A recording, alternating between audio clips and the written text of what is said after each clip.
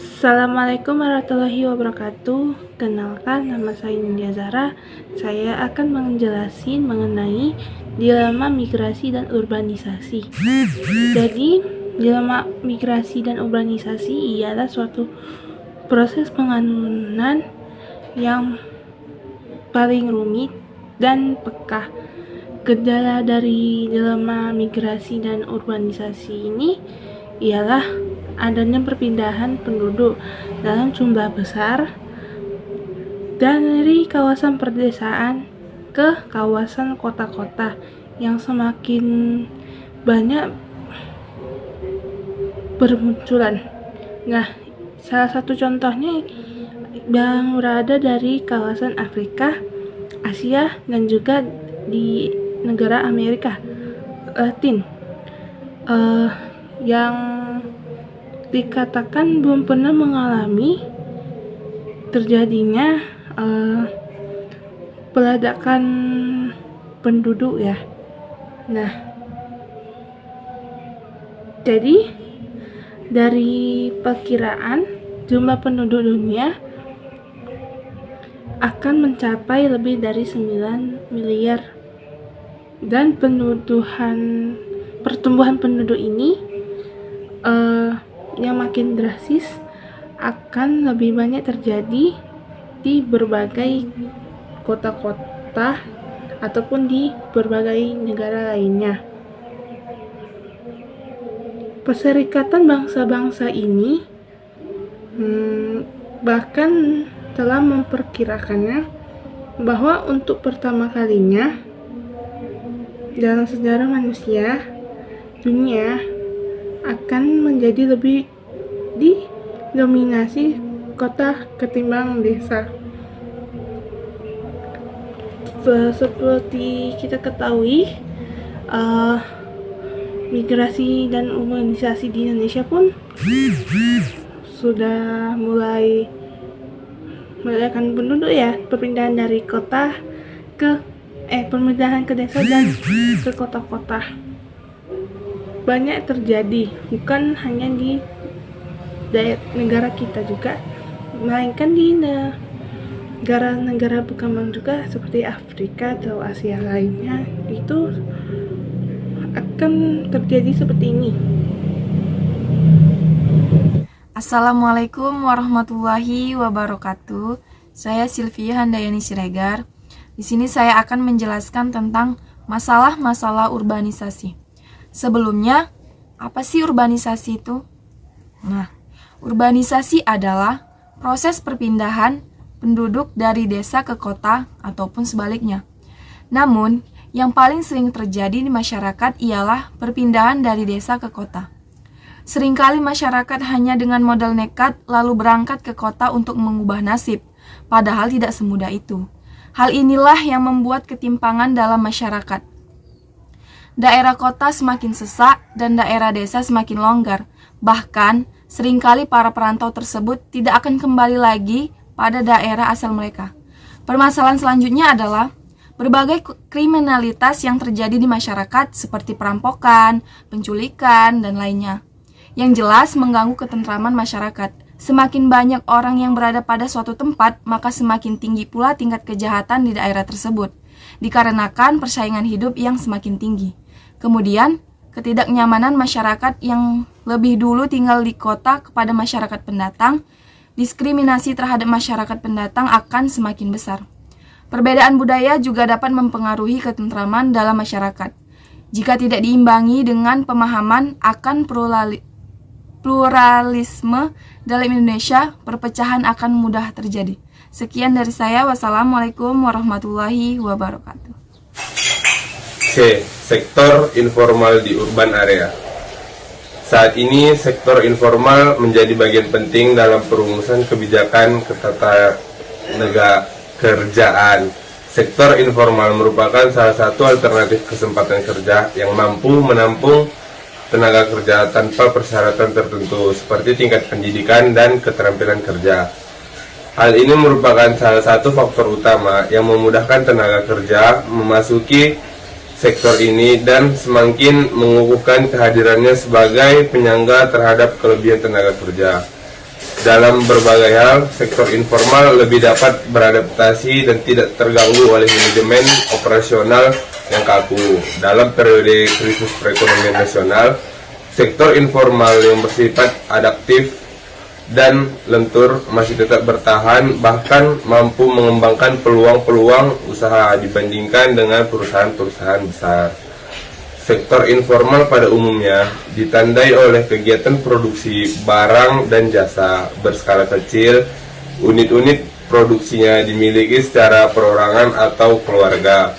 Banyak menggunakan tenaga kerja dan teknologinya yang dipakai relatif sederhana. Oleh karena itu, peranan sektor informal mempunyai peran penting dalam mewujudkan pemerataan pembangunan. Assalamualaikum warahmatullahi wabarakatuh. Perkenalkan, nama saya Feby Zahira. Di sini saya akan menjelaskan sedikit tentang migrasi dan pembangunan. Migrasi merupakan salah satu dari 3 faktor dasar yang mempengaruhi pertumbuhan penduduk. Migrasi dapat meningkatkan jumlah penduduk apabila jumlah penduduk yang masuk ke suatu daerah lebih banyak daripada jumlah penduduk yang meninggalkan wilayah tersebut. Sebaliknya, migrasi dapat mengurangi jumlah penduduk jika jumlah penduduk yang masuk ke suatu wilayah lebih sedikit daripada jumlah penduduk yang meninggalkan wilayah tersebut. Migrasi dapat didefinisikan sebagai perpindahan penduduk dari suatu tempat ke tempat yang lain, baik sifatnya permanen atau semi permanen, yang melewati batas administratif atau batas bagian dalam suatu negara atau daerah, atau juga melampaui batas politis atau batas negara. Migrasi dapat pada umumnya dipengaruhi berbagai faktor, tergantung pada karakteristik daerah asal, daerah tujuan, dan individu yang melakukan migrasi, serta adanya pembedaan nilai kefaedaan antara suatu daerah dengan daerah lainnya. Meninggalkan daerah asal ke daerah tujuan tentu disebabkan adanya sesuatu yang lebih menarik dan menguntungkan, sementara di daerah asal dirasakan tidak lagi menarik dan kurang menguntungkan. Beberapa teori tentang migrasi menyebutkan bahwa faktor ekonomi merupakan salah satu faktor yang penting yang mempengaruhi terjadinya migrasi. Seseorang cenderung melakukan migrasi dengan harapan dapat memperbaiki kondisi ekonominya. Bagaimana dikemukakan bahwa motivasi utama orang melakukan perpindahan dari daerahnya ke perkotaan adalah motif ekonomi. Kota memegang peran penting dalam perkembangan masyarakat. Kota menjadi wadah kegiatan manusia karena memiliki fasilitas yang lengkap dalam memenuhi kebutuhan, baik kebutuhan sosial, pendidikan, dan ekonomi.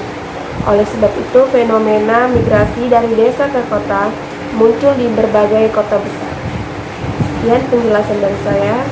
Selanjutnya saya akan menjelaskan mengenai potret perempuan urban. Maksud dari poin ini ialah seluruh perempuan yang hidup di wilayah perkotaan mampu mengembangkan gaya kehidupannya dengan mencukupi kebutuhan uang tersebut, sehingga para perempuan tersebut mampu mengendalikan finansialnya dan menjadi satu kewajiban untuk perempuan yang tersebut mendapatkan gaya hidupan yang baru. Misalnya perempuan tersebut di wilayah kota itu mendapatkan satu karir dan juga gaya kehidupannya dia yang baru. Dan kemudian secara garis besarnya juga para perempuan itu mementingkan pekerjaan atau juga cara penampilan perempuan tersebut, baik segi fashionnya ataupun cara kehidupannya di perkotaan. Dan biasanya ini perempuan ini lebih bersifat administratif ketimbang dari kerja lapangan, karena di perkotaan itu sendiri mayoritas perempuan untuk mendapatkan kerjaan di kota itu ialah sekretaris ataupun juga di bagian administrasi kantor tersebut. Baik, sekian dari saya yang dapat saya jelaskan. Rural Urban Migration. Urbanisasi mengacu pada pergeseran populasi di daerah pedesaan dan ke perkotaan. Peningkatan bertahap jumlah orang yang tinggal di daerah perkotaan dan cara-cara di mana setiap masyarakat menyesuaikan diri dengan perubahan ini. Hal ini secara khusus merujuk kepada proses di mana kota-kota yang terbentuk menjadi besar karena lebih banyak orang yang mulai tinggal dan beradaptasi dan bekerja di daerah tersebut. Perserikatan Bangsa-Bangsa memproyeksikan bahwa setengah dari populasi dunia akan meningkat di daerah perkotaan pada akhir 2008. Diperkirakan pada tahun 2050 sekitar 64% negara berkembang dan 86% negara maju akan mengalami urbanisasi. Urbanisasi relevan dengan berbagai disiplin ilmu, termasuk geografi, sosiologi, ekonomi, perencanaan kota, dan kesehatan masyarakat. Industrialisasi dan proses sosiologi seperti rasionalisasi. Urbanisasi dapat dilihat sebagai kondisi khusus pada waktu yang ditentukan. Misalnya proporsi total populasi atau wilayah di kota, atau peningkatan kondisi tersebut dari waktu ke waktu. Sekian.